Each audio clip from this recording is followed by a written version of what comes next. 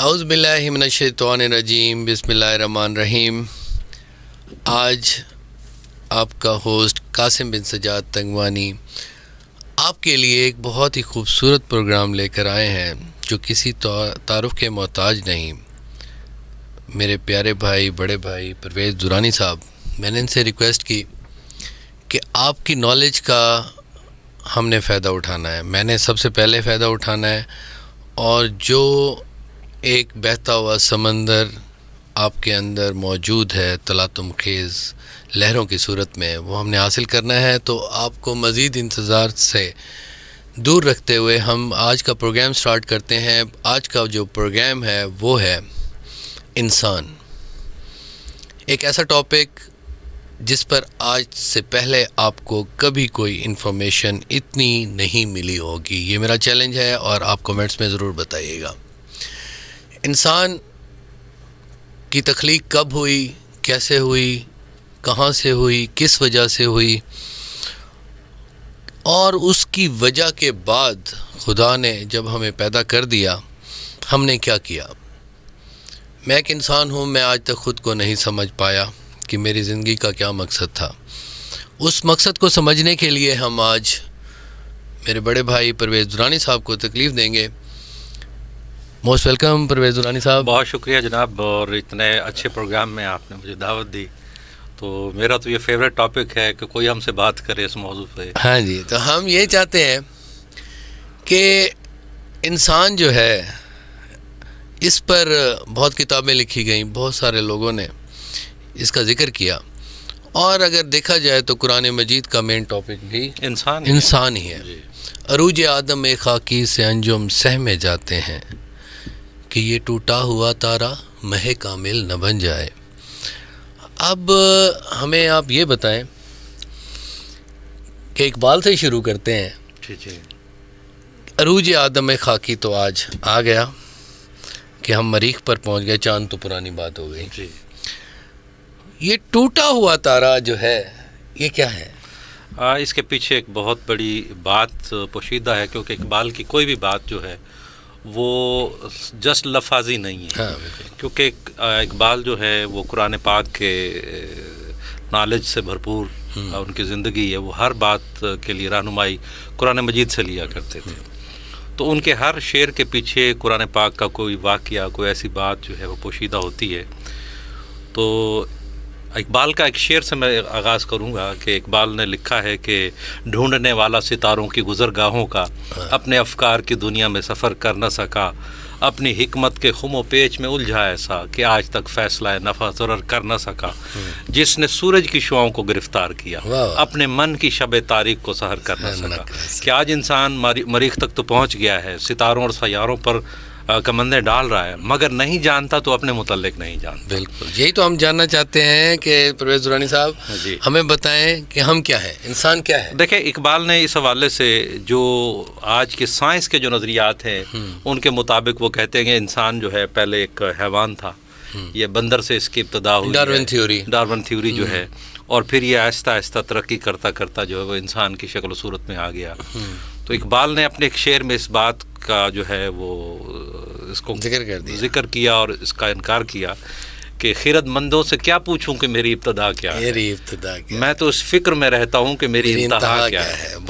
کیونکہ ابتدا سے متعلق تو اللہ کا کلام اور اس کے رسول کے فرمان میں جو ہے ہمیں مکمل رہنمائی ملتی ہے، اور یہ انسان سے متعلق کا جو ٹاپک ہے وہ اتنا اہم ہے کہ آقا صلی اللہ علیہ وسلم نے فرمایا کہ من عرف نفسہ فقد عرف ربہ، کہ جس نے اپنے آپ کو پہچان لیا اس نے تحقیق اپنے رب کو پہچان لیا۔ چونکہ انسان کا ہمیشہ ذہن میں یہ ایک سوال رہتا ہے کہ اس کو بنانے والا کیسا ہے، اس کی ذات کیسی ہوگی۔ تو جب بھی انسان نے اس موضوع کے لیے رہنمائی چاہی ہے تو قرآن و حدیث نے اس پہ مکمل رہنمائی عطا کی۔ میں آپ سے یہ سوال کرنا چاہتا ہوں کہ اسی شعر سے ہی ہم نے ابتدا کی ہے، جی، اور میں کوئی تیاری کر کے نہیں آیا، میں نے آپ کے سمندر سے چیزیں نکوزے بھر رہے ہیں۔ تو آپ یہ بتائیں کیا انسان مضبوط ہے یا کمزور ہے؟ یہ آپ اس تناظر میں بات کر رہا ہوں جی، کہ انسان عروج آدم خاکی انسان کہیں پر پہنچ گیا ہے، لیکن جب ہم دوسرے مذاہب کا ہم جکسٹا پوزیشن میں رکھ کر تقابل کرتے ہیں تو وہاں پر ہمیں نظر آتا ہے کہ انسان جو ہے نا، مجھے لگتا ہے ہندو مت کو دیکھیں یا جین مت کو دیکھیں یا سورج پرستی کے جو لوگ ہیں ان کو آپ دیکھیں کہ انسانوں نے نا جس کو مضبوط سمجھا اس کی پرستش شروع کر دی. لات، منات، عزا، یہ بت جو حضور صلی اللہ علیہ وسلم کی بعثت سے پہلے موجود تھے، جن کو توڑا گیا ہمارے اسلام میں آنے کے بعد، یہ بھی ایک انسان تھے اصل میں. یہاں پھر وہ پوجا اس صورت میں انہوں نے سٹارٹ کر دی. تو انسان کیا مضبوط ہے یا کمزور ہے؟ دیکھیں، انسان کی دو شناختیں ہیں. تو اگر انسان صرف اپنی ایک شناخت کے بارے جانے گا تو پھر اس کی تمام تر ترجیحات اور اس کا تمام تر فوکس جو ہے وہ ایک سائڈ پر رہے گا. انسان کی اگر شناخت کی بات کریں تو ایک انسان کا بت ہے، یعنی وجود ہے، اور دوسرا انسان کا باطن جس کو روح کہتے ہیں. تو جس نے انسان کو بت سمجھا ہے، صرف ایک وجود سمجھا ہے، تو اس نے اپنے خدا کو بھی ایک بت کی صورت میں بنا کے ڈالا ہے. کہ وہ ناظرین یہ بات ایک میں نے پہلی دفعہ سنی ہے، میں نے پہلا کوزہ بھر لیا.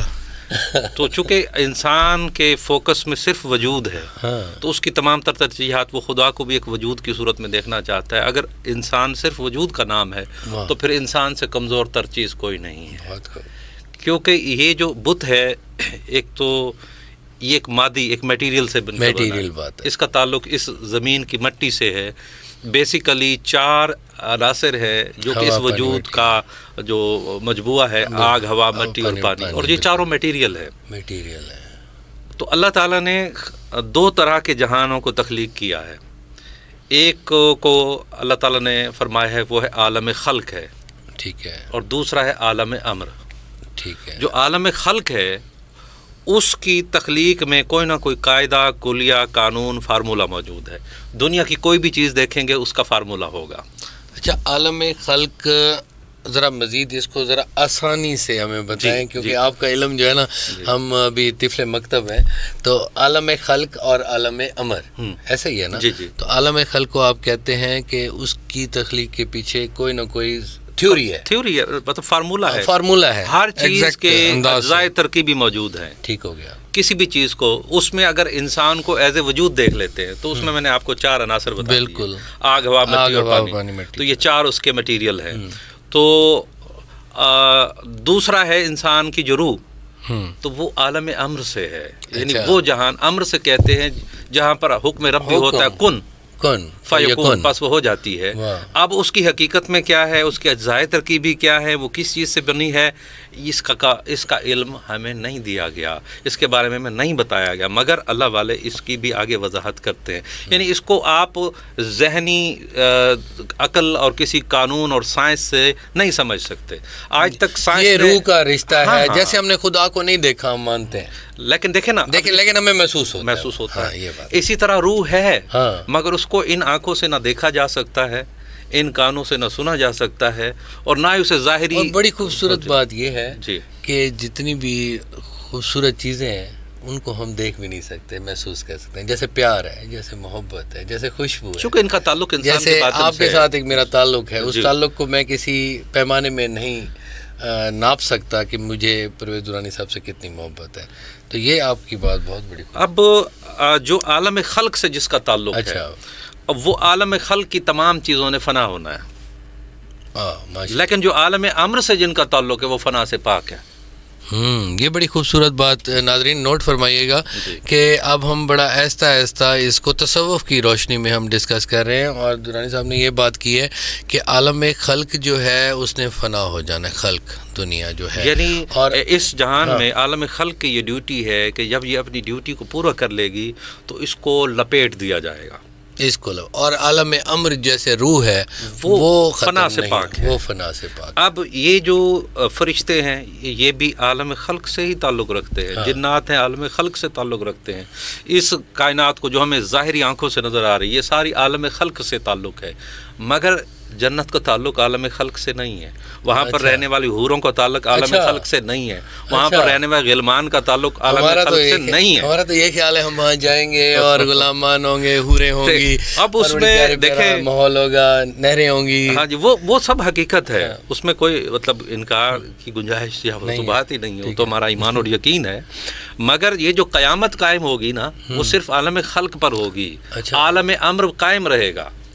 ٹھیک ہے، عالم دیکھیں نا، میری روح ہے، ہاں جی، عالم خلق میں میرا جسم ہوگا جی، عالم روح میں جو عالم امر سے تعلق رکھتی ہے آپ کی روح، ہاں وہ کہاں ہوگی؟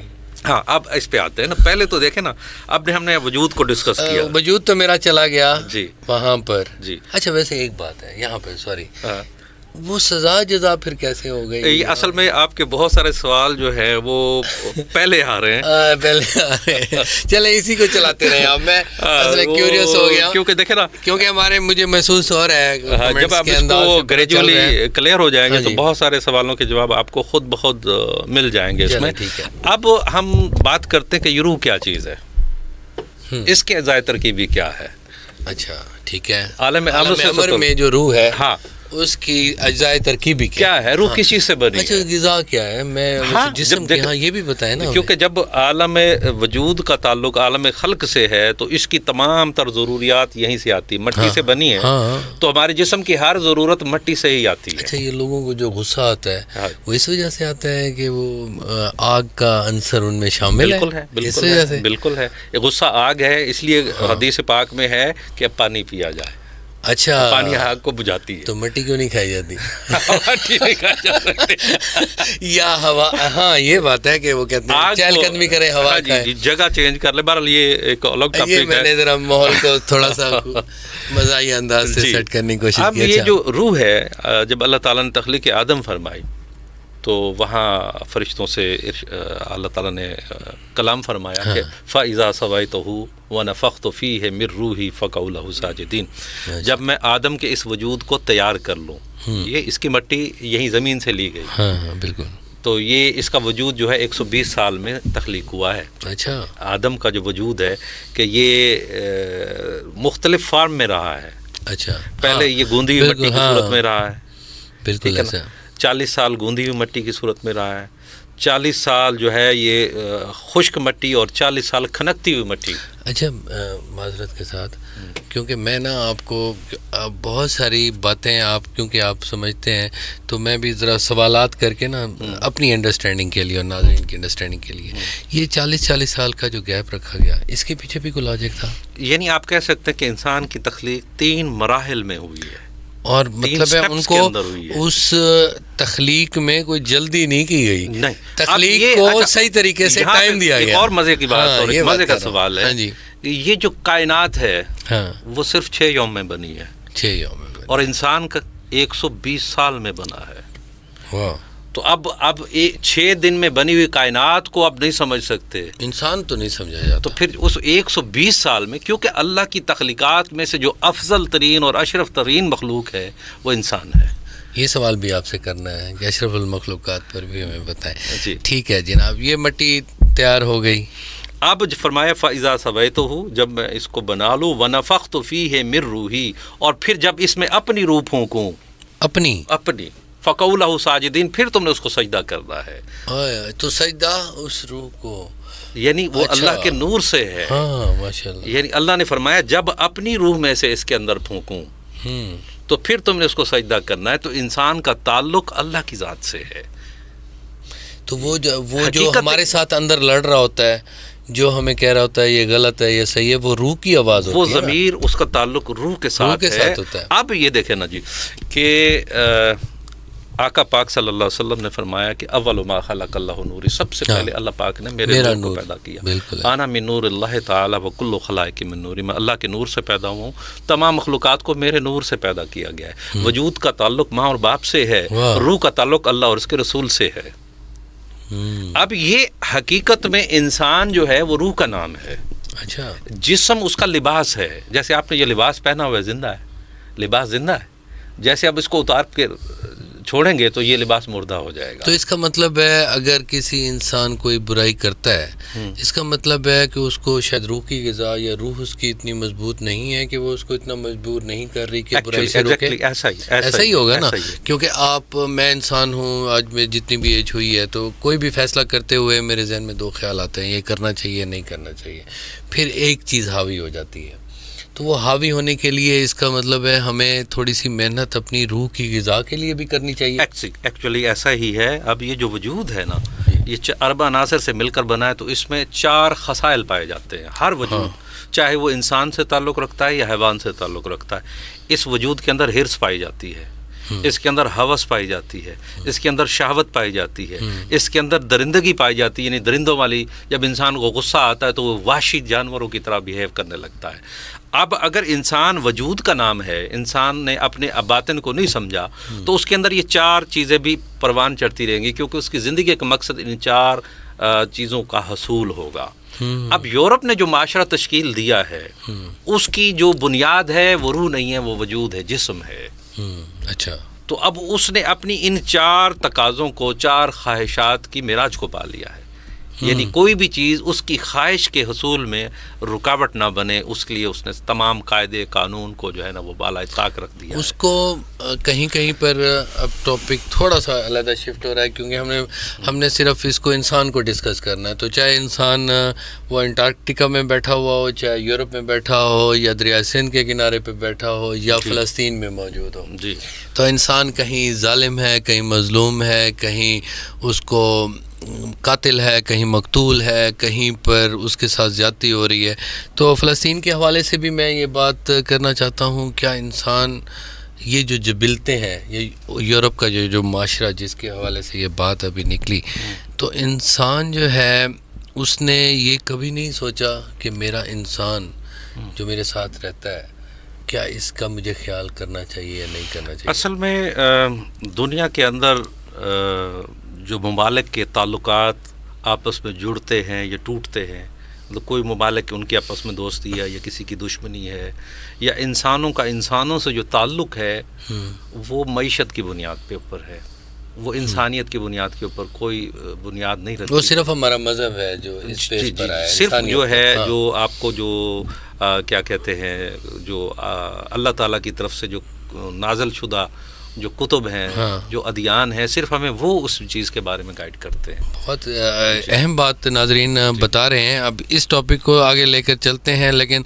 اب آپ سوچ رہے ہوں گے کہ ہمیں روح کی طرف جانا چاہیے یا انسان کی طرف آنا چاہیے یا اشرف المخلوقات کی طرف جانا چاہیے. اب میں بات کرنا چاہوں گا یہاں پر کہ یہ جو روح ہے, چونکہ اس کا تعلق اللہ کی ذات سے, آج صرف روح پہ چلتے ہیں, روح پہ بات کرتے ہیں, پھر یہ انسان اور اس پر بھی آ جائیں, کیونکہ سوالات بہت سارے ہیں اور ہر سوال کے اوپر مزہ آ رہا ہے, پروگرام کی ضرورت ہے. ہاں جی بالکل. اب وجود کا تعلق زمین سے ہے تو اس میں مٹی کی صفات پائی جاتی ہیں, اور اس کا لوٹنا بھی مٹی میں ہے.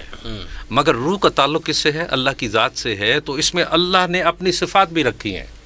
اچھا, تبھی تو اس کو اپنا نائب بنایا ہے. نائب کا مطلب ہے کہ جو اس کی جگہ ڈیوٹی دے. ٹھیک ہے. تو مگر یہ صفات جو ہماری روح کے اندر ہیں, ہم ان کے کلی مالک نہیں ہیں, ہم ان پہ اتنا تصرف رکھتے ہیں جتنا اس نے ہمیں اختیار دیا ہے. وہ جو صفات اس کی ہیں وہ کلی اس کا مالک ہے, اس میں اختیار رکھتا ہے. مگر اپنی صفات میں سے اسے ہمیں اپنی صفات سے نوازا ہے. میں بتاتا ہوں کہ کر کے کیسے. اللہ کی پہلی صفت جو ہے وہ حی و قیوم ہے. وہ ہمیشہ زندہ اور قائم رہنے والا ہے. اب یہ جو موت ہے یہ وجود کو آتی ہے, روح نہیں مرتی. کل نفس ذائقۃ الموت. اب یہ نہیں فرمایا کل روح من ذائقۃ الموت, یہ نہیں فرمایا کہ ہر نفس نے, اب نفس کہتے ہیں وجود کو, اس نے موت کا ذائقہ چکھنا ہے. مگر روح کے سلسلے میں کیا فلاں کا انتقال ہو گیا ہے. انتقال کا مطلب اس کی جگہ چینج ہو گئی ہے, یعنی اس کا مقام چینج ہوا ہے, وہ فنا نہیں ہوا. روح جو ہے یہاں اس جہان میں آنے سے پہلے بھی تھی.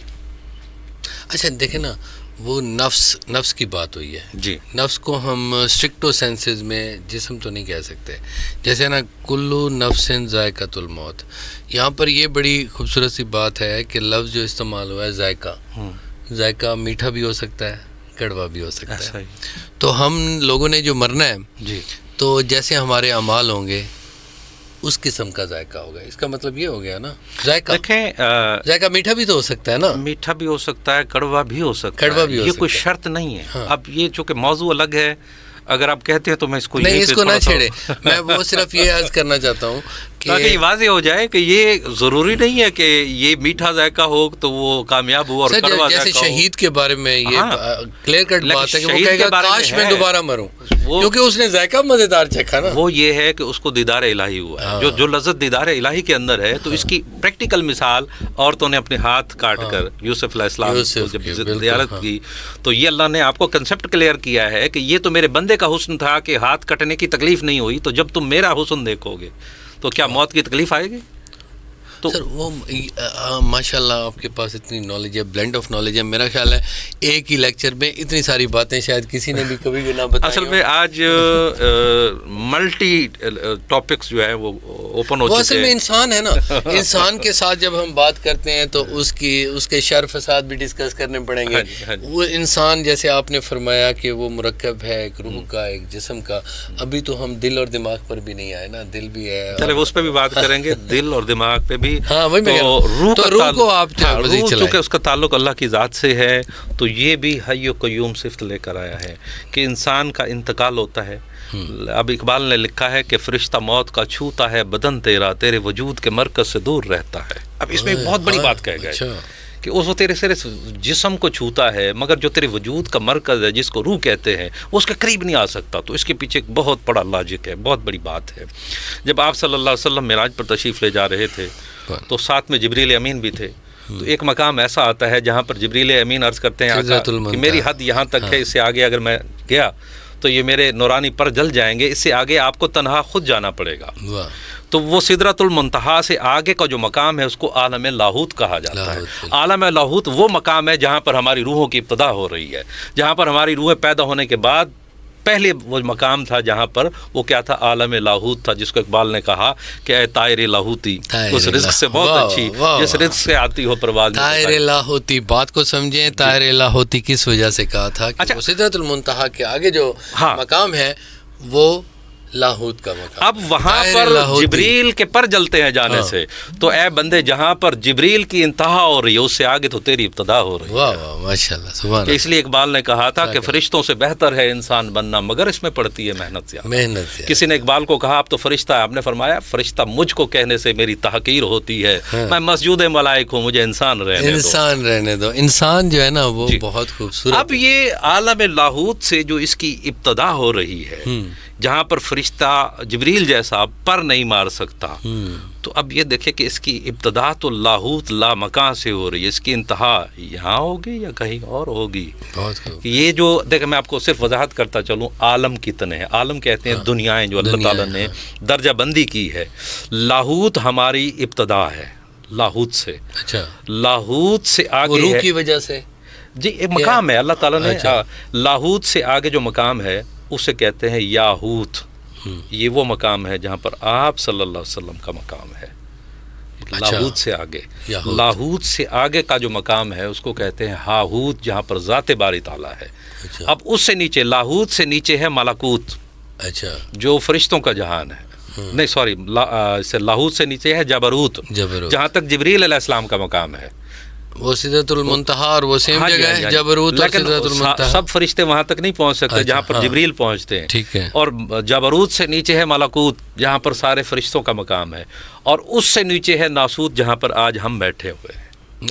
ناسوت کے اندر. اچھا, وہ اللہ تعالیٰ نے فرمایا کہ خلق الانسان فی احسن تقویم, ہم نے انسان کو بہت ہی پیارے صورت میں پیدا کیا. ثم رددناہ اسفل سافلین, پھر اسے انتہائی نچلے درجے میں لا کھڑا کیا. اچھا, اس میں تو بڑی مزے کی بات یہ ہے کہ اللہ تعالیٰ نے فرمایا وما ارسلناک الا رحمۃ للعالمین. ہاں, تو کئی عالمین میں کہیں وہ جو عالمین ہے جو ساری جبروت بھی ہے, ہاروت بھی ہے, اور یہ سارے مقامات ہیں وہ سب کے عالم کے رحمتوں کے جو بھی پہنچے گا وہ آپ صلی اللہ علیہ وسلم کے توسل اور وسیلے سے. اور بدقسمت ہے وہ انسان جو اس دور میں پیدا ہو اور نبی کی امت میں بھی ہو اور نبی کے کہنے کو نہ عمل کرے. تو اس روح کو آگے تھوڑا سا ہمیں بتائیں. روح کو دیکھیں, رشتے سارے روح کے ہیں, ان کے رشتے سفید ہو جاتے ہیں، لیکن ایک محبت کا رشتہ، چاہے وہ کسی صورت میں بہن بھائی ماں باپ، جو چیز قائم رہنے والی ہے اس کا تعلق اور اس کی محبت قائم رہتی ہے، جو چیز مٹنے والی ہے، اب جو محبت جسم کی وجہ سے ہوگی، اب جسم کی محبت کیا ہے، کسی کے حسن کی وجہ سے ہوگی۔ آپ سے ہم نے نا جی عشق حقیقی اور عشق مجازی کو بھی ڈسکس وہ یہی ہے نا، کیونکہ عشق مجازی جو ہے وہ چونکہ جسم کے حسن کی وجہ سے ہے، اور وہ کس وجہ سے ہے، وہ اس شہوت کی بنیاد کے اوپر ہے، تو وہ محبت اسی وقت تک رہے گی جب تک وہ حسن رہے گا۔ لیکن ایک بات، سوری، بات یہ ہے کہ تھوڑا سا ڈسکس کرتا جاؤں، یہ آپ کو نئے ٹاپکس بھی آئندہ کے لیے بتا رہے ہیں۔ نیچرل ہے محبت کرنا، جی، اپوزٹ سیکس جیسے ہوتا ہے، مرد کو عورت سے ہی ہوگی، عورت کو اس سے ہی ہوگی، اس میں پھر یہ کیوں کہا جاتا ہے کہ وہ صرف جسمانی خواہش کی وجہ سے ہے؟ دیکھو نا، یہ اگر محبت کا تعلق، میں وہی عرض کر رہا تھا کہ اگر صرف اس خواہش تک ہے، یہ بھی انسان کا ہی ٹاپک ہے، اس وجہ سے میں نے کہہ دیا نا، تو وہ چونکہ اس چیز کو بقا حاصل نہیں ہے، یہ لیکن قیود میں ہو نا، اگر قیود میں ہو تو میاں بیوی کی محبت کو تو دیکھیں، یہ اس سے بڑی کوئی اور نعمت ہو نہیں سکتی۔ Marriages are settled in the heaven and ماں باپ سے سیلیبریٹڈ آن محبت، ارتھ، بہن بھائیوں کی محبت، نیک لوگوں سے محبت، تو اس میں دونوں چیزیں آ رہی ہوتی ہیں نا، صرف جسم کی بات نہیں ہے، اس میں باطن کی بات بھی آ رہی ہوتی ہے کہ الحب للہ والبغض للہ، کہ محبت بھی اللہ کی خاطر ہو اور نفرت بھی اللہ کی خاطر ہو، تو پھر اس میں کے اندر، تو اس کا مطلب ہے آپ کو انسان سے بھی حقیقی محبت ہو سکتی ہے، روح کی محبت، روح کی محبت، روح سے میں آگے چلا رہا تھا۔ چلیں، روح تو یہ آپ نے یہ بتا دیا کہ اس طرح یہ عالمین ہے۔ خدا کے ساتھ اپنا رشتہ مضبوط کرنے کے لیے آپ کی نظر میں کیا شارٹ کٹ ہے؟ دیکھیں، ازل سے خدا کی محبت روح کی جبلت کے اندر موجود ہے۔ اب دونوں کی غذا الگ الگ ہے، وجود کی غذا الگ ہے اور روح کی غذا الگ ہے۔ اب ہم نے اللہ کی بارگاہ میں ایک بڑا لمبا عرصہ گزارا ہوا ہے آلریڈی۔ اب اللہ تعالیٰ قرآن پاک میں فرماتا ہے کہ وَذَكِّرْهُمْ بِأَيَامِ اللَّهِ، انہیں اللہ کے دن یاد کراؤ۔ کون سے اللہ کے دن؟ سارے دن اسی کے تو ہیں، وہ زمانہ یاد کراؤ جو انہوں نے میرے ساتھ گزارا ہے۔ اچھا، عالم لاہوت کے اندر ہماری کیا غذا تھی اور ہم کس چیز پہ پل رہے تھے؟ تو اللہ تعالیٰ کے انوار و تجلیات ہی ہماری غذا تھی، یعنی ہم اس کے جلووں پہ پل مطلب ہے ہم تو، اس کا مطلب بہت بڑی چیز ہے اس حساب سے دیکھیں نا کہ ہم نے ایک، میری ذات نے، میں تو اپنے آپ کو ایک، جس طرح قرآن پاک میں بھی نافرمان لوگوں کے بارے میں کہا ہے کہ تم تو، جس کا مفہوم یہ ہے کہ تم تو اس قطرے سے بنے ہو، ناپاک قطرے سے بنے ہو، تو میں تو اپنے آپ کو وہ گناہ گار ہی سمجھتا ہوں کہ اس بارگاہ میں پتہ نہیں کیسے جائیں گے، لیکن ہمیں صرف یہ فخر ہے کہ ہم کم از کم یہ یقین ہے کہ ہم خدا کو یکتا مانتے ہیں، اس کے نبی کو ختم النبیین مانتے ہیں، اور کوشش کرتے ہیں کہ انسان کو دکھ نہ پہنچائے۔ تو لیکن آپ نے یہ بات بتا کر کہ ہماری روح جو ہے وہ اللہ تعالیٰ کی محبت اور خلوت میں رہی ہے، تو پھر تو ہم بڑی چیز ہیں۔ تو انسان ایسے نہیں، اس لیے اقبال نے کہا کہ اسی روز و شب میں الجھ کے نہ رہ جا، تیرے زماں و مکان اور بھی ہے۔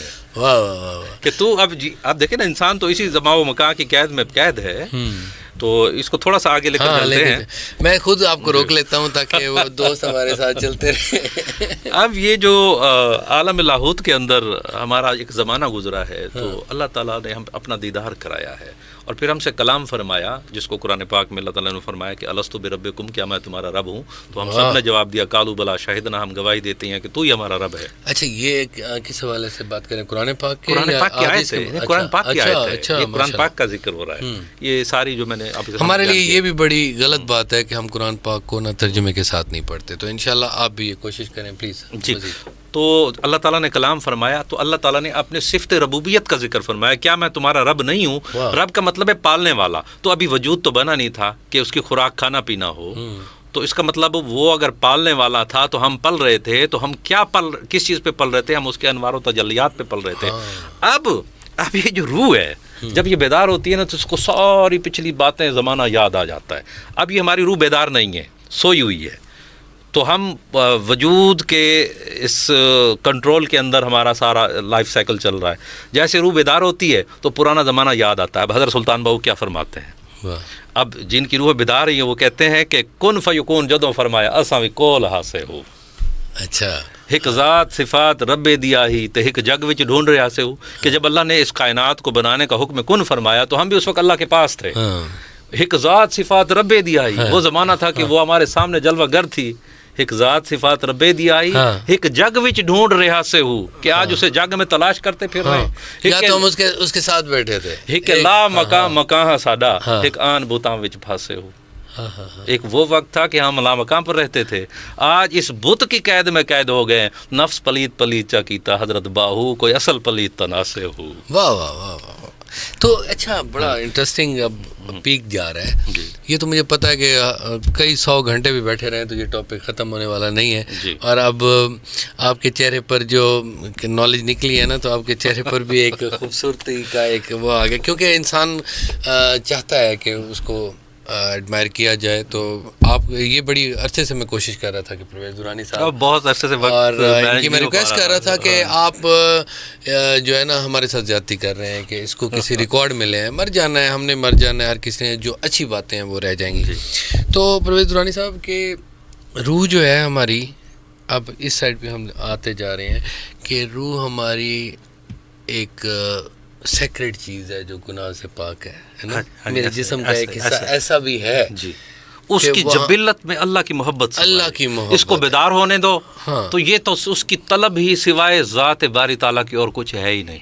اچھا, اس کے اندر اس کا مطلب یہ ہے کہ ہم سے اگر کوئی بندہ, میرا خیال ہے قیامت کے دن اب کوئی ایسا سوال نہیں کر سکتا کہ اللہ تعالیٰ تم نے تو مجھے تبلیغ پہنچائی نہیں تھی. مثال کریں, افریقہ کے جنگل میں ایک بندہ پیدا ہوا اور وہیں مر گیا, لیکن وہ جب اس کو کہا جائے گا, اس کی روح اسی کی جسم کا جو حصہ ہے وہ کہے گی کہ نہیں, میں جو تھی وہ آلریڈی تمہارے آنے سے پہلے اس رشتے میں موجود تھی. اب یہاں پر آپ کو نا آپ کو ایک چیز ڈفرینشیٹ کرے گی ایک آیت کہ وجود کچھ اور ہے اور ہم کچھ اور ہیں. وہ کیسے؟ الیوم نختم علی افواہہم وتکلمنا ایدیہم وتشہد ارجلہم بما کانوا یکسبون. آج ان کے منہ مہر کر دیے جائیں گے, ان کے ہاتھ اور ان کے پاؤں ان کے خلاف گواہی دیں گے, اور ایک جگہ پر ہے ان کے جسم کی جلد بھی ان کے خلاف گواہی دے گی. اس کا مطلب ہے کہ یہ وجود جس کو ہم نے پال رکھا ہے, جس کی کسی خواہش کو ہم رد نہیں کرتے, اور اس کی خواہش کے لیے ہم اپنے رب کے حکم کو رد کر دیتے ہیں نعوذ باللہ, تو یہ تو ہمارے خلاف ہو جائے گا, یہ تو ہمارے خلاف گواہی دے رہا ہوگا. یعنی یہ ہم نہیں ہیں. پھر بھائی ہمارے آنے کا مقصد کیا تھا؟ نہیں, اب دیکھیں نا, میری بات سنیں. اس کا مطلب یہ ہے کہ ہزاروں لاکھوں دوست آپ کو سنتے ہیں, ہمیں اس پروگرام کو دیکھتے ہیں. اس کا مطلب یہ ہے کہ انسان جو ہے نا اپنی خواہشات کا غلام بن گیا, غلام بننے کی وجہ سے اپنے جسم کی خواہشیں پوری کر رہا ہے. ٹھیک ہے, تو ہمیں کیا کرنا چاہیے کہ ہم اس جسم اور روح, دنیا کی کچھ ضروریات ہیں وہ پوری ہونی ہے, جسم کی خواہشات بھی پوری ہونی ہے, نہیں تو وہ روح کیا کرے گی کہ ہم کھانا خوراک بھی نہ کھائیں. تو لیکن کوئی ایسا راستہ کیا ہونا چاہیے اسلام اور شریعت کے مطابق کہ ہم وہ سارے چیزیں پوری کریں اور اصل میں اپنی روح کو اتنا مضبوط کریں کہ ہم اپنے جسم کو بھی حاوی نہ ہونے دیں اپنے اوپر. اقبال نے ایک شعر میں اس بات کی وضاحت کر دی ہے کہ عقابی روح جب بیدار ہوتی ہے, جوانوں نظر آتی ہے ان کو اپنی منزل آسمانوں میں. تو یہ جب روح بیدار ہو جائے گی تو پھر یہ عقابی روح. اچھا, عقاب کو بات کریں نا, عقابی روح کیا ہوتی ہے؟ طائر لاہوتی کیا ہے؟ طائر کہتے ہیں پرندے کو, یعنی یہ لاہوت کا اڑنے والا پرندہ. اس کا مطلب روح پرواز کرنے والی چیز ہے. ایک اور مزے کی بات, ایک نقطہ آ رہا ہے اگر میں نے بھائی اس لیے تو میں کہہ رہا ہوں نا, وہ عقابی روح کی بات کیوں, یا انسانی روح کیوں نہیں کہا گیا ادھر؟ تو انسان کے اندر چونکہ روح پرواز کرنے والی چیز ہے, چونکہ روح کا تعلق اللہ پاک کی ذات سے ہے, تو اس میں اللہ کی صفات بھی ہیں. میں نے پہلے عرض کیا. اب روح زمان اور مکان کی قید سے پاک ہے, ٹائم اینڈ سپیس اس پہ اثر نہیں کرتا. اس کا مطلب ہے میں اڑ سکتا ہوں, کہیں پہ پہنچ سکتا ہوں, میرے اندر روح تو ہے. تو اب قرآن سے اس کی وضاحت کرو. ہاں نا, اس لیے تو پوچھ رہا ہوں. اب یہی تو آپ کی صفات ہے جو آپ کو نہیں پتا. یہ بات بولنا چاہتا ہوں کہ کیا ہے نا, یہ بوڑھی نہیں ہوتی, یعنی وقت کا اس پر اثر نہیں ہوتا, فاصلے کا اس پہ اثر نہیں ہوتا. یعنی یہ ایک آن میں ایک جگہ سے ایک دوسری جگہ پہنچ سکتی ہے. آپ نے قرآن پاک میں حضرت اچھا حضرت سلیمان علیہ جی بالکل کے ساتھ, تو ملکہ بلقیس سے ملنے کے لیے آ رہی تھی. تو آپ نے خواہش ظاہر کی کہ کوئی ہے جو ملکہ بلقیس کے آنے سے پہلے اس کے تخت کو یہاں پر حاضر کر دے. ہاں, کیونکہ اس کا تخت بہت مشہور تھا, تو اس کو حیران کرنا تھا کہ ان کے آنے سے پہلے جو ہے وہ تخت حاضر ہو جائے. تو ایک جن نے عرض کی کہ حضور میں لا سکتا ہوں. آپ نے پوچھا کتنی دیر میں؟ عرض کی حضور آپ کی محفل برخاست ہونے سے پہلے پہلے. آپ نے فرمایا اگر اس سے پہلے وہ آ گئی تو پھر فائدہ نہیں, یہ دیر ہو رہی ہے. تو اس کا مطلب ہے محبت ہو سکتی ہے انسان کو. پھر آپ کے ایک امتی جس کا مفسرین کرام نام بیان لکھتے ہیں کہ حضرت عاصم بن برخیہ نے عرض کی کہ حضور میں لا سکتا ہوں, آپ کے امتی نے. تو آپ نے پوچھا کتنی دیر میں؟ تو عرض کی حضور آپ کی آنکھ جھپکنے سے پہلے. یہ قرآن کی آیت کے لفظ ہے. وہ جن تھا نا؟ نہیں, وہ انسان تھا. انسان تھے. تو انسان کی یہ طاقت کہ وہ جن محفل برخاست ہونے سے پہلے پہلے, اور انسان آپ کا امتی آپ کی آنکھ جھپکنے سے پہلے حاضر کر سکتا ہے. انسان ایسا کیسے طاقتور ہو سکتا ہے روحانی طور پہ؟ ہاں, یہاں پر میں حضرت علی کرم اللہ وجہ الکریم کا جو واقعہ, جنہوں نے درہ خیبر کو اکھاڑا تھا اور اس کو ڈھال بنا لیا تھا, جس کو کئی صحابہ مل کر زور لگا کر بھی نہیں کھول پا رہے تھے, تو آپ نے فرمایا کہ میں نے درہ خیبر کو اپنی قوت جسمانی یا قوت غذائیہ سے نہیں اکھاڑا, بلکہ قوت روحانیہ اور قوت ملکوتیہ سے اکھاڑا ہے. یہ جو انسان کے اندر جو پاور ہے, تو آگے اس کی وضاحت آنے والی ہے کہ وہ کیا پاور ہے اور اس میں وہ طاقت کیا طاقت آ جاتی ہے. اللہ تعالیٰ حدیث قدس تو اس کا مطلب فرماتا ہے کہ جب بندہ نوافل عبادات سے میرا قرب حاصل کر لیتا ہے تو وہ مجھ سے محبت کرنے لگتا ہے. جب وہ مجھ سے محبت کرتا ہے تو میں بھی اس سے محبت کرتا ہوں, اور جب میں اس سے محبت کرتا ہوں تو میں اس کی زبان بن جاتا ہوں جس سے وہ بولتا ہے, میں اس کے کان بن جاتا ہوں جس سے سنتا ہے, میں اس کے ہاتھ بن جاتا ہوں جس سے پکڑتا ہے, میں اس کے پاؤں بن جاتا ہوں جس سے وہ چلتا ہے, میں اس کا دل بن جاتا ہوں جس سے وہ سوچتا ہے. اگر وہ سوال کرے تو میں ضرور عطا کرتا ہوں. اسی کو ٹرانسلیٹ کیا اقبال نے, ہاتھ ہے اللہ کا بندہ ہے مومن کا ہاتھ, غالب و کار آفری کار کشا کار ساز. اب جس ہاتھ میں طاقت خدا کی ہو تو اس سے کیا دور ہوگا. اب یہ جو روح ہے, یہ میں نے کہا نا کہ زمان و مکان سے پاک ہے. ابھی آپ کو میں مطلب ثابت کرتا ہوں وہ کیسے, کہ روح سے کون سی چیز ہے جو ہمارے ساتھ, چونکہ یہ بات آخر میں آنی تھی لیکن وہ اب پہلے آ گئی, کہ ہمارا جو خیال ہے, ہماری جو سوچ ہے, انسانوں میں سب سے قیمتی چیز یہی ہے جو اسے دوسری مخلوقات پر ممتاز بھی کرتی ہے.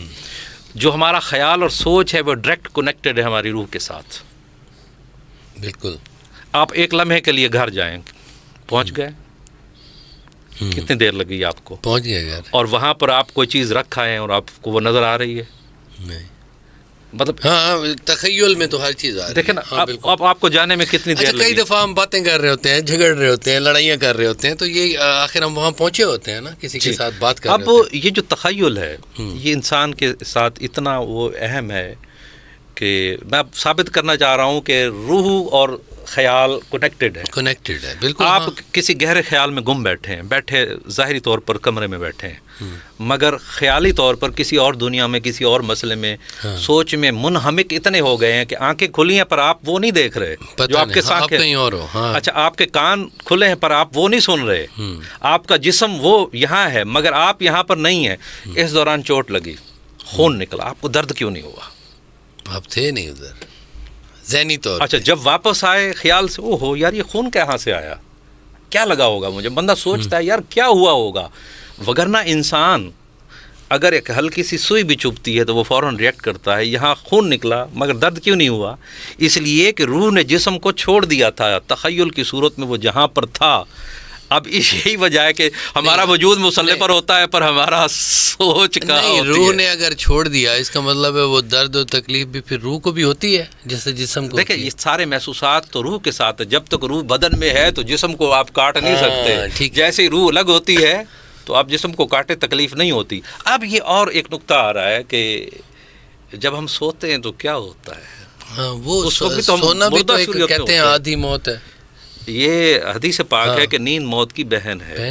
قرآن پاک میں اللہ تعالیٰ فرماتا ہے ہم نیند کی صورت میں تمہیں روز موت سے ہمکنار کرتے ہیں. جب ہم سوتے ہیں تو ہماری روح ہمارے جسم سے الگ ہو جاتی ہے. اور یہ ہم دعا پڑھتے ہیں نا, اللہم باسمک اموت و احیا, یا اللہ تعالیٰ نام لے کر. کے بارے میں پھر میں اگلے ٹاپک میں وہ اگلے اس پر ڈسکس کریں گے. برزخ ایک علیحدہ ٹاپک, ایک الگ ٹاپک ہے. تو جب ہم سوتے ہیں تو ہماری روح ہمارے جسم سے الگ ہو جاتی ہے. اللہ تعالیٰ فرماتا ہے کہ ہم نیند کی صورت میں تمہیں روز موت سے ہمکنار کرتے ہیں. ایک اور جگہ فرمایا ہم ان روحوں کو روک لیتے ہیں جن کا وقت یعنی حکم آ چکا ہوتا ہے نیند میں ہی, اور ان کو لوٹا دیتے ہیں جن کا حکم یا وقت ابھی نہیں آیا ہوتا. اب اسی بات کو اقبال کہتے ہیں کہ گر الجھن نہ ہو تو موت کچھ بھی نہیں, جیسے سونے سے جینے میں خلل کچھ بھی نہیں. جب تو سوتا ہے تو تو مر جاتا ہے. اچھا چلیں, آپ نے بھی ہمارے دماغ کے نا دروازے کھول دیے, اور میں اپنی روح کے ذریعے اپنے آڈینس کے ساتھ ایک کنیکشن میں ہوں کہ آپ لوگ کیا کیا سوال کر رہے ہیں. تو مجھے لگتا ہے کہ میرے آڈینس جو ہے نا وہ یہ سوال کرنا چاہتے ہیں کہ روح کی بات تو کر رہے ہیں, یہ بدروح بھی ہوتی ہے؟ اور ایک منٹ میں ایک کوشچن کو ذرا تھوڑا ایلیبوریٹ کر دوں. یہ بھی میرے نا ایک انٹیوشن ہوئی ہے مجھے, میرے جو دوست دیکھ رہے ہیں تو وہ بھی انٹرسٹنگ آپ ٹاپک جا رہا ہے ایک منزل کی طرف, کہ روحیں ساری خدا تعالیٰ کے اس کمپنی میں رہیں, تو کیا وہ ساری روحیں ایک جیسی تھیں؟ آپ کی روح, میری روح, ساری ایک جیسی تھی؟ ان کا کریکٹر, ان کا لیول, ان کی سوچ, ان کی جو بیسک کیمسٹری جس پر وہ ڈپینڈ ہوئیں, تو کیا اب دیکھیں نا ایک بندہ ہوتا ہے وہ طبیعتاً تیز مزاج ہوتا ہے, تو وہ کیا اس کے جسم کی وجہ سے یہ سب کچھ ہوتا ہے یا اس کی روح میں بھی ایسی چیز ہوتی ہے؟ اور یہ بدروح کیا ہوتا ہے؟ دیکھیں, تخلیق کے اعتبار سے تمام انسان ایک جیسے ہی پیدا کیے گئے تھے. ابھی اللہ تعالیٰ قرآن پاک میں فرماتا ہے کہ ہر پیدا ہونے والا بچہ فطرتاً مسلمان ہوتا ہے. اب یہ اس کے والدین ہوتے ہیں جو اسے یہودی یا نصرانی بناتے ہیں, یعنی بچہ جو ہے فطرتاً اسلام پہ ہی پیدا ہوا. اب جو حقیقت انسان ہے وہ سب کی ایک ہی ہے, یہ بدروح کا کوئی کنسیپٹ نہیں ہوتا. اچھا, یہ بدی نفس کے ساتھ ہے, روح کے ساتھ تو ہے ہی نہیں. اب ایسا انسان جو بدی کی طرف ہے تو اس کی روح بیدار نہیں ہوئی. لیکن وہ یہ وہ بدروح شاید وہ جنات کی صورت میں, جیسے وہ شیطان کی بات ہو گئی ہے, وہ جنات میں وہ بدروح میں آ جائیں گے. پھر دیکھیں, وہ بھی اپنے اعمال کی وجہ سے, یعنی بد انہیں اللہ تعالیٰ نے انہیں بھی نہیں پیدا کیا. اگر یہ بات ہو جاتی ایک ہے ہی بدروح, تو پھر وہ تو کہے گا میرا کیا قصور تھا, مجھے تو پیدا ہی ایسا کیا گیا. تو یہ دیکھیں, سوال تو تبھی ہوگا کہ تمہارے اندر بھی وہی صفات تھی, تمہارے اندر بھی روح ہی روح تھی, تمہارے اندر بھی وہی جذبہ تھا, مگر تم نے اس کو اجاگر نہیں کیا. تو کیا روح پھر اس کا مطلب ہے ڈیویٹ بھی کر سکتی ہے؟ لیکن وہ جن تھے نا, انسان کی روح جو ہے وہ نہیں کر سکتی, وہ فطرت پہ پیدا ہوئی. فطرت پہ پیدا, ٹھیک ہے, یہ بات کلیئر کر لیں. ٹھیک ہے, کہ روح جو ہے وہ فطرت پہ پیدا ہوئی, اور جو جن تھا وہ آگ سے پیدا ہوا, اور آگ میں اس کی جو فطرت تھی اس میں روح کا عنصر نہیں تھا. نہیں, ان میں بھی روح ہے, باطن ہے ان کا بھی. دیکھیں, اللہ آقا صلی اللہ علیہ وسلم کی حدیث ہے, کل خلائق من نوری, تمام مخلوقات کو میرے نور سے پیدا کیا گیا. انا من نور اللہ تعالیٰ, میں اللہ کے نور سے بناؤں. وہ کل خلائق, جتنی بھی مخلوقات ہیں ان سب میں روح کا عنصر تو وہی ہے, یعنی آقا صلی اللہ علیہ وسلم کے توسط سے وہی ہے. اب یہ درجہ بدرجہ ہے. اب جنات میں بھی تو نیک جنات موجود ہیں, ان میں بھی اولیاء موجود ہیں, ان میں بھی نیک لوگ موجود ہیں. تو یہ ابلیس مطلب جنس کے اعتبار سے, خلق کے اعتبار سے جنات میں سے ہے. تو پہلے یہ بھی تو برا نہیں تھا, یہ ملائکہ کا استاد اور سردار تھا. غرور آ گیا نا اس میں, غرور آ گیا کیونکہ آدم کے بننے سے اس کی چودراہٹ ختم ہو گئی. اچھا, میں یہ عرض کرنا چاہتا ہوں, آپ فرما رہے تھے ابھی کہ انسان کی روح ہوتی ہے تو اس کا جسم ہوتا ہے, جب روح چلی جاتی ہے تو جسم تو ختم, وہ مٹی ہوتا ہے, مٹی میں چلا جاتا ہے. تو یہ ٹاپک تو ہم نے بعد میں یہ ڈسکس کرنا ہے, تھوڑا سا ایمبیگوٹی کو تھوڑا سا کلیریفائی کرنے کے لیے, تاکہ ہمارے ناظرین جو کافی دیر سے ہمیں دیکھ رہے ہیں ان کے سوالات ذہن میں ہوں گے. پھر یہ جو سزا جزا ہوگی, جنت دوزخ ہوگی, وہ روح کو سزا ملے گی یا جسم کو ملے گی؟ بہت ہی پیارا ٹاپک ہے, اور عموماً یہاں پر آ کر لوگ جو ہے نا تھوڑی سی کنفیوژن کا شکار ہو جاتے ہیں. تو مولانا روم نے اپنی کتاب کے اندر اس کی وضاحت کی ہے. آپ نے مثال دی ہے کہ ایک شخص لنگڑا ہے اور دوسرا شخص لنگڑا تو نہیں ہے پر اندھا ہے. جس کی ٹانگیں ہیں اس کی آنکھیں نہیں ہیں, جس کی آنکھیں ہیں اس کی ٹانگیں نہیں ہیں, اور دونوں بیری کے نیچے بیٹھے ہیں. دونوں کا پروگرام ہے یار بیر کھایا جائے. تو دونوں پروگرام یہ بناتے ہیں, اب جو اندھا ہے اس نے لنگڑے کو کندھے پہ اٹھایا, لنگڑے نے بیر توڑا اور دونوں نے مل کے کھا لیا. اب جب مالک آئے تو وہ کس کو سزا دے گا؟ قصور کس کا ہے, اندھے کا ہے یا لنگڑے کا ہے؟ تو دونوں کا ہو گیا, دونوں کا ہو گیا, تو سزا دونوں کو ملے گی. تو روح کو بھی ملے گی, روح کو بھی ملے گی اور وجود کو بھی. اب یہ زمین کی مٹی نے کیوں التجا کی تھی؟ جب یہ فرشتہ مٹی لینے کے لیے آئے تو زمین نے فریاد کی, سب فرشتے جو ہے وہ ترس کھا گئے. عزرائیل جو ہے تو انہوں نے مٹی لے لی، یہ پورے واقعات موجود ہیں. میں یہ کہتا ہوں تو وہ کیوں زمین کی مٹی کے علم میں تھا کہ اب اس انسان کی عمل کی وجہ سے مجھے جہنم کی آگ میں جلنا پڑے گا. وہ ٹھیک ہے، میری روح مجھے ہر وقت روکتی رہتی ہے جی کہ اچھا کام کرنا ہے. میری روح، میرا دل، میرا کنسائنس، میرا ضمیر کبھی بھی مجھے یہ نہیں کہتا کہ میں غلط کام کروں. ٹھیک ہے، جسم جو ہے وہ اپنی خواہشات کی بنا پر مجھ سے غلط کام کرواتا ہے جی، اور وہ غلط کام ہو جاتے ہیں. ٹوٹلی کنٹرول میرا روح پر نہیں ہے. روح ہر وقت ایک انٹیوشن کی صورت میں اور ایک غیبی امداد کی صورت میں میری امداد کرنا چاہتی ہے. تو پھر روح کو کس چیز کی سزا ملے گی؟ میں آپ کو بتاتا ہوں. اس میں نا بیسیکلی انسان روح ہے، اور اس کے اندر اللہ تعالیٰ نے فرمایا ہم نے اس کی اچھائی اور برائی دونوں اس کے اندر ڈال دی ہیں. اب وجود کا جو باطن ہے، اصل میں وجود کا بھی باطن ہے، اس لیے میں نے بدرو پوچھا تھا نا. وجود کا بھی پر باطن اگر ہے. ہمیں ذرا کلیئر فرمائیں. اب وجود کا باطن جو ہے اس کو نفس کہتے ہیں. اچھا، جس طرح اب یہ زمین ہے، اس کا بھی باطن ہے. کائنات کی ہر چیز جو اللہ کا حکم مانتی ہے اس کا ظاہر بھی ہے اور اس کا باطن بھی ہے. ٹھیک ہے، یہ سب اللہ کے حکم سے چل رہی ہے نا. اب وجود کا جو باطن ہے وہ بھی مطلب نظر، جو نفس ہے وہ نظر تو نہیں آتا. ٹھیک ہے نا. اب وہ برائی کی صورت میں، خواہشات کی صورت میں، وہ بھی انسان کا باطن ہے. اب یہ جو روح کا جو باطن ہے اس کو ضمیر کہتے ہیں. تو جب بھی آپ کوئی کام کرتے ہیں آپ کے سامنے دو راستے آتے ہیں، دو فیصلے آتے ہیں، دو باتیں آتی ہیں. اب آپ نے جس کا انتخاب کیا اس انتخاب کی بنیاد پر آپ سے باز پرس ہوگی. یعنی راستے ہمیشہ دو آئیں گے.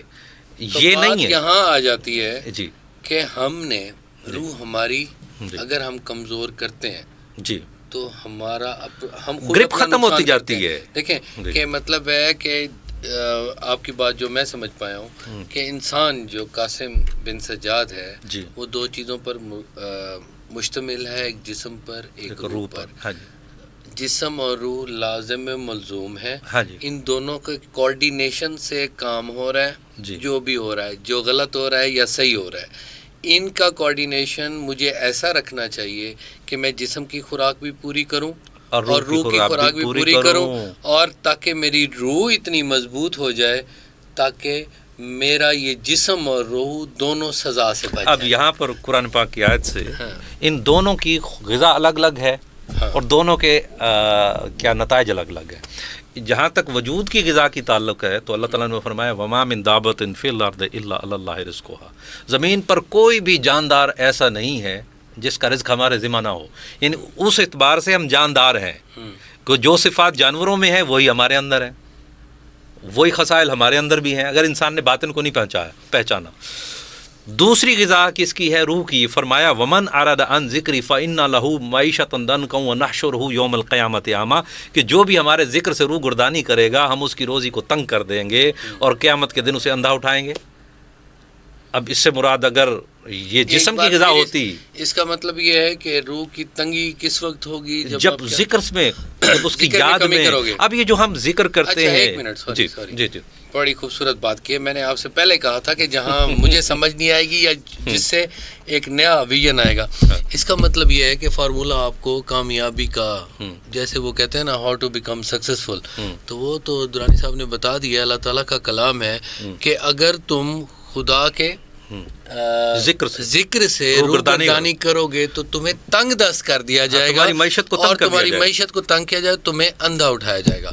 اس کا اگر ہم انورسلی لیں تو خدا تعالیٰ یہ بھی فرما رہے ہیں کہ اگر تم میرا رزق کرو گے تو تمہیں خوشحالی دے دی جائے گی.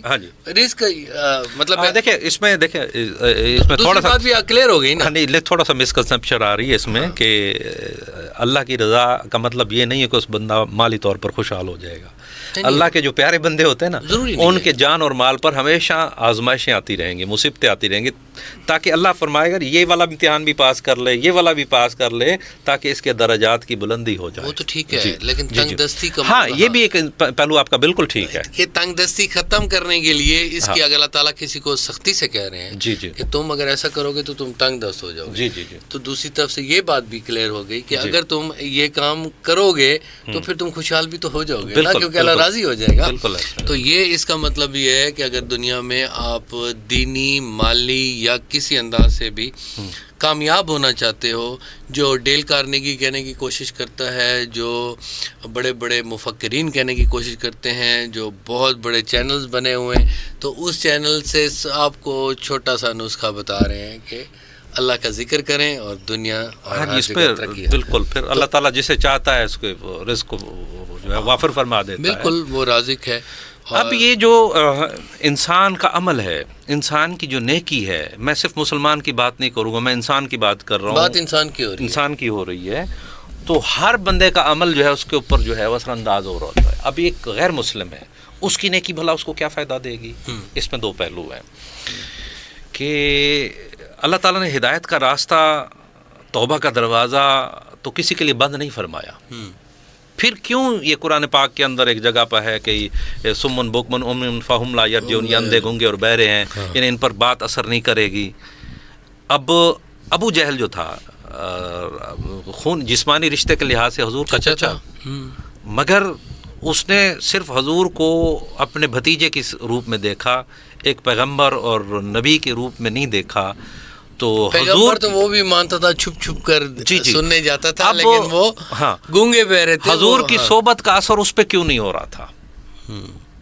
مطلب جو بھی حضور کی بارگاہ میں آتا، حضور کی نگاہ پڑتی تو وہ تو قدموں میں گر جاتا تھا، مگر حضور کی صحبت ابو جہل پہ اوپر اثر انداز کیوں نہیں ہو سکی؟ تو یہاں پہ ایک نقطہ عرض کرنا چاہوں گا کہ انسان کا ہر عمل جو ہے، جو بھی ہم اچھائی یا برائی کر رہے ہیں، وہ ایسا نہیں کہ ہوا میں تحلیل ہو رہا ہے، اچھا وہ ہمارے اوپر ایفیکٹ ہو رہا ہے۔ یہ جو ہمارا دل کی تختی ہے، دل سے مراد یہ والا دل نہیں ہے، کیونکہ اس کے اوپر ایک اور پروگرام کریں گے تبھی اس میں وضاحت آئے گی۔ دل، ہر بندہ دل لے کے گول سا ایک بنا ہوتا ہے، ویسے وہ مرغے کا ایسا ہوتا ہے، انسان کا تو نہیں ہوتا ایسا۔ اب آقا صلی اللہ علیہ وسلم کا فرمان ہے کہ جب انسان کوئی گناہ کرتا ہے تو اس گناہ کے بدلے میں ایک سیاہ نقطہ دل کی تختی پر نمودار ہو جاتا ہے۔ اگر تو وہ توبہ کر لے تو وہ نقطہ مٹا دیا جاتا ہے، اگر توبہ نہیں کرتا، بھول گیا ہے مگر نقطہ کھڑا ہوا ہے، پھر وہ دوسرا گناہ کرتا ہے، دوسرا نقطہ آتا ہے، تیسرا گناہ کرتا ہے، پے در پے وہ نقطے بڑھتے بڑھتے ایک وقت آ جاتا ہے کہ اس کا پورا دل سیاہ ہو جاتا ہے۔ جب انسان کا دل سیاہ ہو جاتا ہے، یعنی انسان نے برائی تو کی پر اس دوران نیکی کا کوئی کام نہیں کیا، تو ایسے بندے کا دل کی تختی سیاہ ہو جاتی ہے، ایسے بندے کے اندر اندھیرا چھا جاتا ہے۔ جیسے اندھیرے میں جا کر انسان کو شعور نہیں ہوتا کہ کون سی چیز اس کے لیے فائدہ مند ہے اور کون سی چیز اس کے لیے نقصان دہ، وہ اپنے نفع نقصان کا فیصلہ نہیں کر سکتا۔ تو وجہ کیا ہو کہ اس کے اپنے اعمال اس کے اوپر اثر انداز ہو رہے ہیں۔ اب ایک بندہ جو نیکی بھی کر رہا ہے، لوگوں کے ساتھ بھلائی بھی کر رہا ہے، غیر مسلم بھی ہے، تو ابھی اس کے دل کی تختی اتنی آلودہ نہیں ہوئی۔ اچھا، اب کوئی بات اس کے اوپر اثر انداز ہو سکتی ہے، کسی کی واضح نصیحت یا اللہ تعالیٰ کی کوئی نشانی دیکھ کر اس کے دل پر چوٹ لگ سکتی ہے، وہ ایمان کے اندر داخل ہو سکتا ہے۔ اچھا، کئی دفعہ ایسا بھی ہوتا ہے کہ بہت زیادہ گناہ گار لوگ ہوتے ہیں، جی، وہ ایک پیک چلی جاتی ہے نا، جیسے پہاڑی پر چڑھتے جائیں پھر اس کے بعد نیچے ہی اترنا ہوتا ہے، تو کئی دفعہ ایسا بھی ہو جاتا ہے۔ اللہ تعالیٰ جس پر راضی ہو جائے اور جس پر اپنی رحمت کر دے تو ہو سکتا ہے، جیسے حضرت عمر کے اللہ تعالیٰ کی طرف سے ہمیشہ رحمت ہی ہوتی ہے۔ اللہ تعالیٰ ہمیشہ رحمت انسان اپنے لیے خود پیدا کرتا ہے۔ اب اللہ تعالیٰ نے یہ نہیں ہے، اللہ تعالیٰ کی چاہت یہ ہے کہ اس کا ہر بندہ اس کے قریب ہو جائے، اس کا ہر بندہ آ جائے۔ اب بندے نے اپنا معاملہ خود خراب کیا ہوگا کہ اس نے اپنے دل کی تختی کو، اب یہ جو ضمیر ہے نا، یہ ہمیشہ ٹوکتا ہے اور سچ بولتا ہے۔ تو اقبال نے کہا کہ اپنے دل سے پوچھ، ملا سے نہ پوچھ، کہ وہ جھوٹ بول سکتا ہے۔ یہ جو تمہارے دل کا جو قاضی ہے نا، یہ ہمیشہ سچ بولتا ہے۔ تو یہ جب بولتا ہے تو اس کی بات جب تک سنتے رہو گے تو یہ بولتا رہے گا، جب نہیں سنو گے ایک وقت آئے گا یہ بولنا چھوڑ جائے گا، تو وہ بڑی ڈینجرس پوزیشن ہے۔ اس لیے اقبال نے کہا کہ اگر زندہ ہو تو جاگ ہی جاتا ہے ضمیر، کبھی گناہ سے پہلے اور کبھی گناہ کے بعد۔ ویسے بہت مزہ آ رہا ہے یہاں پر سامعین، ہم نے دیکھا کہ ہم دل، دماغ، انسان، اشرف المخلوقات، روح، عالم ارواح، عالم برزخ اور دنیا کے بہت سارے ٹاپکس ایک ہی 1 گھنٹے کی نشست میں ہم نے ڈسکس کر لیا اور بڑی سیر حاصل گفتگو اس میں ہوئی ہے۔ تو میں اب اس کو سم اپ کرنے کے لیے آپ سے یہ گزارش کرنا چاہتا ہوں کہ ہمیں ایک چھوٹی سی ٹپ بتائیں کہ جس سے ہم خدا کے نزدیک ہم ہونا ہر شخص چاہتا ہے کہ وہ نہ اپنے اللہ کے لیے وہ ریگارڈ دے جو اس کی ذات سے منسلک ہے، لیکن اس دنیا کے فی زمانہ یہ ہمیں مشورہ دیں. جہاں پر غربت ہے، جہاں پر پریشانی ہے، جہاں پر بہراؤ روی ہے، جہاں پر کم علمی پڑھے لکھے جاہل آپ کو نظر آتے ہیں، جہاں پر غربت کی وجہ سے لوگ اپنے جسم بیچنے کے لیے آج تیار ہو چکے ہیں، جہاں سیاست کا یہ برا حال ہے، وہاں جہاں کھانے کے لیے، ایک روٹی کے لیے، ہمیں جینے کے لیے اپنے ضمیر کو مار کر کچھ کرنا پڑتا ہے. آپ دیکھتے ہیں تو اس فی زمانے میں ہمیں کوئی ایسا مشورہ دیں جس سے ہم نہ بڑی آسانی سے اپنے دین دنیا کو، زندگی کا کوئی پتہ نہیں ہے فوراً ختم ہونے والی ہے، کوئی نہیں پتہ کب ختم ہونے والی ہے، لیکن ہم کچھ ایسا کر جائیں جو ہمیں اپنے خدا کے سامنے، اپنے نبی کے سامنے شرمندہ نہ کرے. دیکھیں، اپنے باطن کو پہچانے اور پھر اپنے باطن کی، وہ مجھے اقبال کا ایک شعر ذہن میں ابھی اٹکا ہوا ہے، آ جائے گا کہ اپنے پاجا سراغ نہیں وہ شعر اور تھا کہ میرا نہیں بنتا نہ بن اپنا تو بن. دین اصل میں خود بینی اور خود بانی کا نام ہے. خود بینی، پہلے اپنے آپ کو پہچانو، اور پھر خود بانی یعنی اپنے اندر کے اس انسان کو جو ہے آپ نے اجاگر کرنا ہے، باطن کو پاک کرنا ہے. باطن مین اپنی سوچ اور فکر کو پاک کرنا ہے، کیونکہ آقا صلی اللہ علیہ وسلم کا فرمان ہے کہ مومن وہ ہے جس کی تنہائی بھی پاکیزہ ہوتی ہے، یعنی جس کے خیال پاک ہوتے ہیں. اب خیال پاک کیسے ہوں گے؟ تو اقبال نے ایک بہت پیارا کلیہ، خصوصاً جو نوجوان ہے اس کو اسی شعر کو پلے سے باندھ لیں. آپ نے لکھا ہے کہ نگہ پاک ہے تیری تو پاک ہے دل بھی، کہ حق نے دل کو کیا ہے نگاہ کا پیرو. آنکھ جو دیکھتی ہے دل وہی سوچتا ہے، کہ اگر آنکھ سے آپ بے حیائی اور برائی سے نہیں روکیں گے تو آپ کے دل میں کبھی اچھائی پیدا نہیں ہو سکتی. تو اس کی حفاظت کریں تو یہ خود بہت ٹھیک ہو جائے گا. جب آپ کی سوچ پاک ہو جائے گی، آپ کی فکر پاک ہو جائے گی، آپ کا باطن پاک ہو جائے گا، تو پھر آپ کی منزل ہی بدل جائے گی. تو ہمارا المیہ یہی ہے کہ آج ہم ان مسائل سے نکلنا چاہتے ہیں تو ہمیں کسی اللہ والے کو ڈھونڈنا ہوگا، کسی ایسے طبیب کو ڈھونڈنا ہوگا جو ہمارے باطن کی اصلاح استاد ہونا بہت ضروری ہے، ہمارے باطن کی اصلاح کرتے. ہاں یہی آپ اپنا استاد بھی مجھے شیئر کیجئے گا تاکہ میں وہاں پہنچ سکوں. تو سامعین، یہ ہماری بہت ہی خوبصورت ڈسکشن، میرا دل نہیں چاہ رہا اس کو ختم کرنے کا، لیکن کیونکہ پری پلانڈ یہ پروگرام نہیں تھا اور ہم آپ کے ساتھ ڈسکس نہیں کر پا رہے تھے، میں اس وجہ سے پرویز درانی صاحب کی اجازت کے بغیر اس کو سم اپ اس لیے کرنا چاہ رہا تھا کہ بہت ہی خوبصورت باتیں ہوتی جا رہی ہیں. کہیں یہ نہ ہو کہ کوئی دوست ہمارا 10 منٹ 15 منٹ دیکھ کر اس پروگرام کو چھوڑ کر چلا جائے اور جو بعد میں باتیں ہو رہی ہیں وہ مس کر جائے. کیونکہ اب جو ہے نا، سمندر جو تھا اس کے سامنے ایک بند تھا، اس بند کو ہم نے شگاف ڈال دیا، اور شگاف جو ہے نا اب نالج کا جو سمندر ہے پرویز درانی صاحب کے، وہ بڑی روٹین کے ساتھ اور بڑی سپیڈ کے ساتھ نکل رہا تھا، جو پھر میں اس کے ساتھ کوپ اپ نہیں کرنا چاہ رہا تھا. تو ہم یہ چاہتے ہیں کہ اس کو ختم کریں. آج کا ہمارا یہ سبق جو پرویز درانی صاحب نے وہ دیا ہے وہ یہ ہے کہ ہم نے اپنے باطن کو پہچان کرنا ہے، اپنے خدا کی پہچان کرنے کے لیے، اور اپنے آپ کو بھی پہچاننا چاہیے، اپنے بارے میں سوچنا چاہیے. ہمیں زیادہ بولنا نہیں چاہیے. اپنے اندر جو خاموشی ہے، اس سمندر کے اندر ایک غوطہ اگر آپ کھائیں تو یقیناً اس غوطے میں آپ کو اپنے اندر سے جواب ملیں گے. تو آپ لوگوں کا بہت شکریہ. اس پروگرام کے بارے میں فیڈ بیک آپ سے ہم ضرور چاہیں گے. اللہ تعالیٰ آپ کا حامی و ناصر ہو. Thank you very much.